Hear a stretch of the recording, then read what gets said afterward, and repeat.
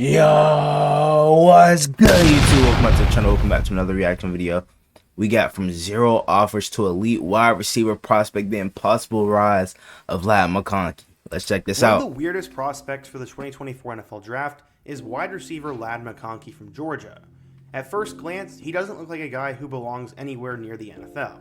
I don't mean that in an offensive way, but Ladd McConkey is not your typical athlete. He doesn't look like he's 6'4", he doesn't look like he's built, and he just doesn't come across as your typical first or second round draft pick. But looks can be deceiving. Ladd McConkey is one of the quickest players in this year's draft, has all the mental skills to have a long tenure. Damn, this nigga's vein popping out the side of his neck, to really yo. Help an NFL team. But how the heck did this guy get to this point? Just a couple weeks before signing day, McConkey had no Division I offers and didn't even have a 24/7 Sports profile. In a little bit of time, he gained multiple SEC offers, committed to Georgia, and then went on to have a crazy career there. In today's video, we're going to talk about how all this happened. We're going to talk about the incredible story of Ladd McConkey, go through his nuts recruitment, how he did at Georgia, and why scouts are really high on this guy. But before we get started, if you're a big fan of college football, why he's making that face, let me know bro? what player I should do in my next video. Oh my And also, gosh, turn on bro. post notifications, leave a like, and let me know who I should. That face is crazy. I'm also going to be joined by Andrew from Saturday Shenanigans once again, so check out his channel and be sure to support his work. Now let's get started and talk about the insane rise of Ladd McConkey. In order to understand how Ladd got to this point, we first need to go back in time. We're also going to go to northern Georgia, as just a couple years ago, everybody had their opinion and something to say about this kid named Ladd McConkey. Football ran in his family, as his older brother was a starting quarterback at North Murray High School. Oh, that was that was sick. Georgia. He saw that shit coming from a mile away. Very good. Going back even further, his dad was a standout player at Dalton. Oh, and he used to play QB too? Legendary there. Damn. In terms of football, it dominated the family, and so did one school. They absolutely loved the wow. SEC, and Tennessee ruled that family. To the crib. He said, quote, "We grew up in a Tennessee household, so there's that." Throughout much of his life, he had spent most of his fall weekends wearing orange and white, as he was in Cleveland Stadium in Knoxville, Tennessee, not Athens, Georgia. Damn. Ladd loved sports from a young age, and was always seen as a quick kid who could play football, basketball, and run track, and he was evident. Damn, he outrunning everybody. Northern Murray head basketball coach Tim Ellis said when he got the job, he kept hearing about these talented 5th and 6th graders. So he went and checked him out. He said, quote, "I see this little curly-haired, skinny, knock-kneed kid just going around everywhere. Knock-kneed kid is crazy. He can play, and he plays hard." He eventually got better and better, and when he arrived at high school, he would follow in his brother's footsteps. Damn. He ended up playing right away, but wouldn't really get noticed until he was a sophomore. He started to become a big deal on the team, but at the end of the season, he got hit with a roadblock. McConkey tweaked his right ankle, and after initially leaving it untreated, it would continue to get worse. He said, quote, "I played through it, and I thought it was just a little something." Ooh. He said, quote, I like that. Look at that. Oh my gosh. Ended up being fractured. He missed the entirety of the basketball season and would spend his whole summer doing physical therapy alongside taking visits to the chiropractor. His coach said, quote, "He was really upset about missing a lot of stuff. He was frustrated about being hurt all the time, and he wanted to be out there, and the frustration only made him stronger." He'd end up playing another year at wide receiver for his team, but after his junior campaign, he was asked to make a switch to quarterback for his senior season, which he happily said yes to. Their head coach said, quote, "McConkey was the most dynamic player he's ever coached. For the Mountaineers, he played all over the field. He spent time at quarterback, wide receiver, defensive back, punter, and kick returner." Damn. As a senior in 2019, he helped lead his team Nigga to was their doing first it all. championship, their first win over a rival in a long time, and their first appearance in the Elite Eight. It's like, bro, nobody's gonna fucking have a QB spy on this Their nigga. first appearance in the Elite Eight. I mean, even though they had both of them right there, nobody was really like able to spy on this nigga. He was just able to run up the middle 924 yards and 10 without any touchdowns, problems. Threw for 1,700 yards and 20 touchdowns. Had 3 kickoff returns for 160 yards and a touchdown. Oh my 4 punt gosh. returns for 196 yards and 2 touchdowns. Punted 22 times for an average of 35.5 yards per kick. Had 17 tackles, had 4 interceptions, 3 of which went to the house. Wait, so this 7 nigga pass deflections. punting Honestly, too? What that the is hell? actually a proper use of the word video game numbers, as he literally did everything. While he was good, Wow. he was barely getting recruited, and he had a very bizarre Dive into the end zone. It started This when he nigga tried ran to a stutter 10.8 step. 100-meter time during the spring. Nigga, and do after that shit he got again, you first getting his offer ass from rocked. Mary. Earlier in 2020, he was getting ready to take his official visit to Oh, Army, wow. and had a couple of others lined up to Chattanooga and Jacksonville State. But in mid-January, everything would change. He was trying to decide between Army, Chattanooga, Coastal Carolina, Furman, and Jacksonville State, and then he got invited to take an official visit to Georgia. This would happen in the final week of the month, and no one ever really saw this one coming. No one thought he'd actually get offered, but it did. He said, quote, "It was kind of surreal.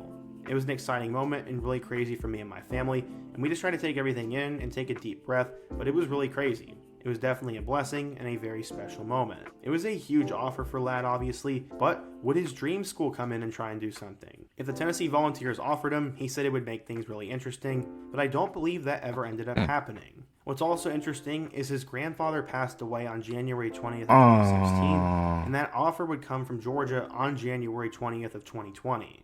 It was a very special day for him, and he was also a very special football player. I know how that He feels, over man. 3,000 all-purpose yards in 2019, and he was the perfect guy for Georgia's system. He said, quote, "Georgia offered me to be a true slot guy. They want guys that can win a one-on-one battle, and they want guys that can get in the space down in the slot and make people miss in tight coverage. They could definitely get that with Ladd, but there was one issue. The guy was small." He said, quote, "At the end of my senior year, I was a $165 soaking wet." He said, Damn. smiling. Ultimately, he would decide to bite on the Georgia offer, and in February of 2020, he would ink with the Bulldogs over Vanderbilt. He would now be headed to a premier SEC school, and he said, quote, "It really felt like home. Everyone told me I'll know when I'm at the right spot, and that's how I felt with Georgia." He felt it was the best fit for him, but many outside of Georgia didn't really notice this guy or care.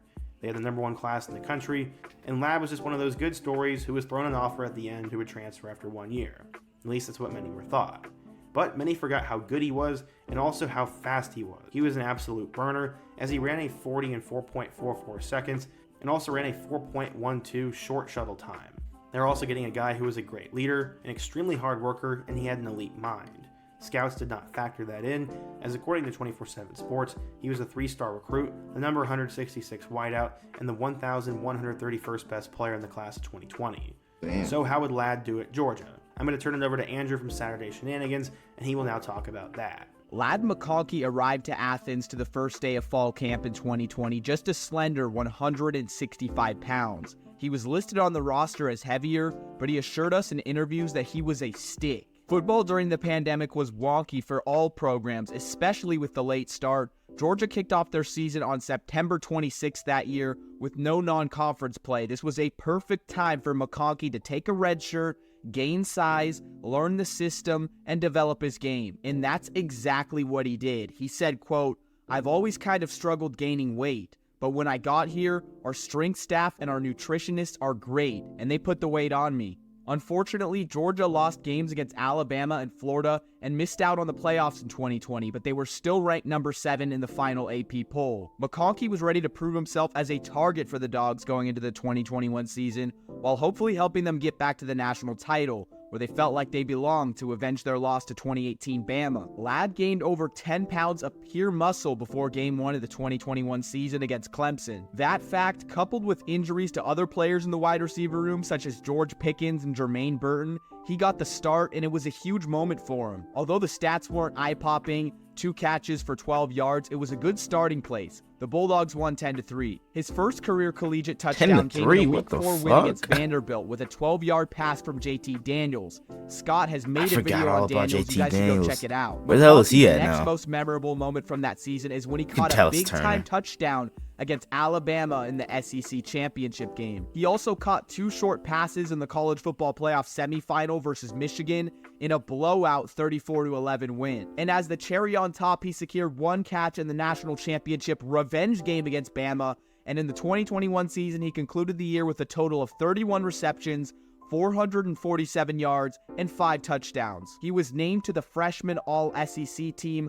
Keep in mind, this was on a team loaded with wide receiver talent, and he was only a redshirt freshman. Ladd McConkey was a national champion. What better way to start his career? And the great part was, he was just getting started. In 2022, with the second leading wide receiver Jermaine Burton transferring to the Crimson Tide, Ladd would need to step into a bigger role. And it didn't take him long to show the entire world this, because in Game 1 of the season against Oregon, he had 5 receptions for 73 yards and a touchdown. His 2 best games this season were on 2 of the biggest stages. Yet again, while facing at the time #1 ranked Tennessee, he showed out with 94 yards on 5 receptions, which is 19 yards per catch, by the way, and he also caught another touchdown pass. Georgia was absolutely dominating everyone that year, and they were 19 yards cakewalking per to catch another is kind national of crazy title if game. you think about In it. the SEC championship game, Ladd got another tutty before he left the game early with knee tendonitis, but ultimately he'd be fine in the coming weeks. Then in the national championship versus TCU, which we all remember for being such a terrible blowout,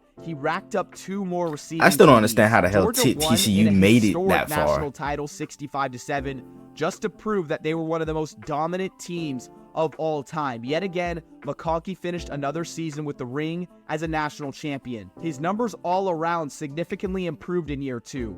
58 receptions, 762 yards, and 7 touchdowns, earning the second team All-SEC mention. 2023 was going to be crucial for Ladd McConkey. As we know, junior year is when players make the big leap in their draft stock, but unfortunately, after staying primarily healthy for his first 2 full seasons, he caught the injury bug before he could even see Game 1. In August of 2023, he sprained his lower lumbar that caused him to miss an entire month. He eventually saw the field for the first time on September 30th against Auburn, and he caught 4 passes for a modest 38 yards, but Dogs fans knew he wasn't playing at 100%. Then on October 28th, he started a 3-game stretch where he found his groove and dominated. Against Florida that day, he caught 6 passes for 135 yards and a touchdown on 22.5 yards per catch. In the next game against a 12th-ranked Mizzou, he put up 95 yards on 7 catches. Then the following Saturday against a top 10 Ole Miss team,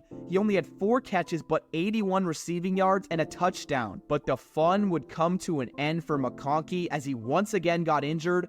This time it was an ankle sprain. Even without him, Georgia had finished the 2023 regular season undefeated on an overall 28-game win streak. When they needed him most in the SEC championship game against Bama, he returned, but he wasn't fully himself. He only had 3 receptions with 38 yards as the Bulldogs lost, ending the streak and missing out on the college football playoff. Ladd finished the year playing in the Orange Bowl massacre against Florida State, where he showcased his athletic ability in an insane 27-yard rushing touchdown where he put the entire defense on skates. His final stats from the year were reminiscent I ain't even of watched his that game. freshman season. Because I already knew what the although hell he was played going to in happen. 6 So less games this time, 30 receptions, 478 yards, and 2 touchdowns. His time on the field was limited, and it was clear to everyone that he was an NFL caliber talent. On January 1st, 2024, Ladd McConkey decided to forego his senior year at Georgia and declare for this year's NFL draft. Despite all the worries about his injury history from NFL scouts,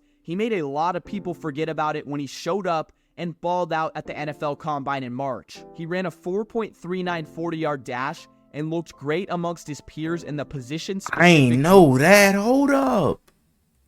...about it when he showed up and balled out at the NFL Combine in March. He ran a 4.39 40-yard dash and looked great He amongst ran a his peers in the 4.3. position-specific drills. See, According I to ain't know scouts, all that, his bro, because I upside didn't are his really polished route watch the running combine ability, like good that hands, this year, and vertical speed. like I usually and his do. weaknesses include his strength at the line of scrimmage, deep Yo. ball tracking, and of course, the injuries. But people still see him panning out as a great slot receiver in the NFL. In the latest mock draft, he has even been projected to be picked late in the first round. What do you guys think the future holds for Ladd McConkey? As always, Scott, thanks so much for having me on. If you guys love college football, check me out, Saturday Shenanigans. Yeah, I appreciate Andrew coming on and talking about Ladd, and McConkey's one of the weirdest stories. Currently, he is projected as a second-round pick, but with his speed, production, and ability to take a hit, I think he'll end up being a guy who gets taken in the second round. He's someone who, in my opinion, is going to always catch the ball, is always going to get open, and low-key kind of reminds me of someone like his Ladd injury McConkey. concerns might drop him out of He's the gonna be first round getting for to opposing sure. Defenses, is going to be smarter than most defensive backs, and is always going to find a way to get catches. He may not score a lot of touchdowns, he may not get many Pro Bowls, and he may not go down as the best receiver ever, but I think Ladd is going to be a consistent dude who makes plays, makes catches, helps the locker room, and helps his team win football games. That's what he did at Georgia, and that's what I think he'll do at the next level. But what do you guys think? If you're a Georgia or NFL fan, what do you think of Ladd McConkey? What do you think of his translation to the NFL? And what other receiver or prospect should I cover next? Be sure to let me know down below. Hey man, Ladd McConkey, he's gonna conquer all the odds in the NFL 100%. He's definitely a great underdog story for sure. But hope you guys enjoyed. If you did, make sure you guys like, comment, subscribe to the channel if you're new. Turn on my post notifications, get notified whenever I drop another banger video. And without further ado, I'm out. Gang.